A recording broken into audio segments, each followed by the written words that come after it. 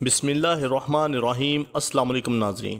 کہا جاتا ہے کہ حضرت ابراہیم بن ادم رحمۃ اللہ علیہ نے جب اپنی پرتعاش زندگی سے توبہ کی اور بادشاہی کو چھوڑ دیا تو آپ نے سوچا کہ خراسان میں تو رزق حلال کمانا ممکن نہیں، اس لیے کسی دوسرے شہر میں چلے جانا چاہیے۔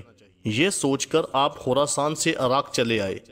یہاں بھی رزق کی تلاش میں آپ نے سارا شہر چھان مارا، مگر آپ کو حلال روزی کہیں سے میسر نہ آئی۔ چنانچہ آپ نے عراق کو چھوڑا اور طرطاس کے ایک شہر میں آ گئے۔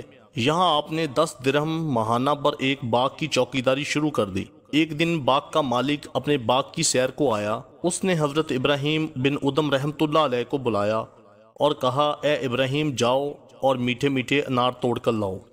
حضرت ابراہیم گئے اور بڑے بڑے انار توڑ کر لے آئے اور باغ کے مالک کو پیش کر دیے، لیکن جب اس نے ان اناروں کو کاٹا تو وہ کھٹے نکلے۔ باغ کے مالک نے ابراہیم بن ادم سے کہا، میں نے تمہیں میٹھے انار لانے کو کہا تھا اور تم کھٹے انار اٹھا لائے، جاؤ اور انار توڑ کر لاؤ، اب کی بار میٹھے انار لانا۔ حضرت ابراہیم دوبارہ باغ میں گئے اور سب سے بہترین اور خوبصورت رنگ والے بڑے بڑے انار توڑ کر لے آئے۔ باغ کے مالک نے ان کو کاٹا، وہ بھی کھٹے نکلے۔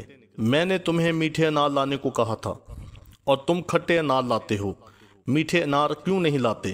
حضرت ابراہیم بن ادم نے جواب دیا، آپ نے مجھے میٹھے انار لانے کو کہا اور میں باغ کے سب سے بہترین اور خوبصورت رنگ والے انار لے آیا۔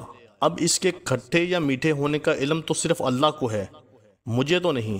اس نے حیرانگی سے پوچھا، تم اتنا عرصہ سے اس باغ میں رہ رہے ہو، تم نے انار کھا کر پتہ نہیں چلایا کہ کون سے پودے کے انار کھٹے ہیں اور کون سے پودے کے انار میٹھے؟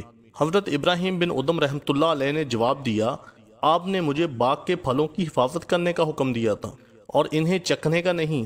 باغ کا مالک فوراً بانپ گیا، کہنے لگا، میرے بھائی میں آپ سے زیادہ بحث نہیں کرتا، بس آپ یہ بتائیں آپ ابراہیم بن ادم تو نہیں؟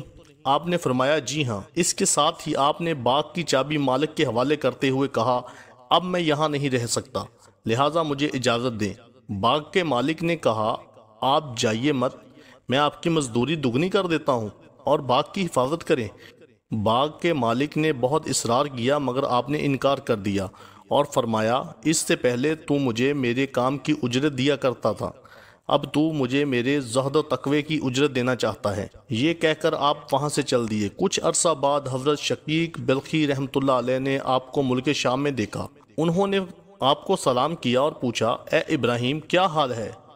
آپ نے فرمایا، میرے بھائی کیا بتاؤں، رزق حلال کی تلاش میں شہر شہر کریا کریا گھوم رہا ہوں، کیونکہ معرفت کا دروازہ فقط نیکیوں سے نہیں کھلتا، اس کے لیے رزق حلال کمانا بھی ضروری ہے۔ ویڈیو پسند آئے تو ہمارے چینل کو ضرور سبسکرائب کریں تاکہ مزید ویڈیو آپ تک پہنچتی رہیں۔